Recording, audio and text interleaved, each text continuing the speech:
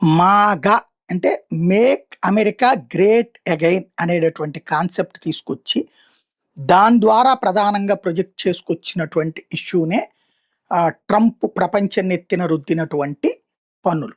ఇప్పుడు ఆళ్ళ సుప్రీంకోర్టు కొట్టేసింది. దీనివల్ల మనందరికి పెద్ద హ్యాపీ గాదు. మనకేంటి ఎక్స్‌పోర్ట్సు మళ్ళీ పెరుగుతాయి అక్కడికి అంతే.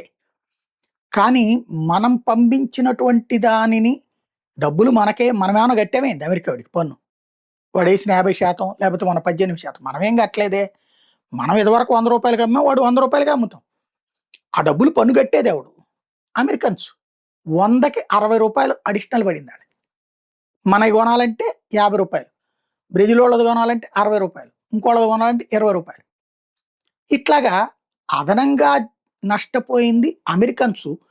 ఏడాదిలో 26,00,000 కోట్ల రూపాయలు కట్టారు ఆళ్ళు పన్నుల రూపంలో అదనంగా. ట్రంప్ చేసిన పైత్యానికి. ఇప్పుడు ధరలు తగ్గుతున్నది ఈ తీర్పు వల్ల అమెరికన్‌లకి. సంతోషపడుతోంది అమెరికన్‌లు.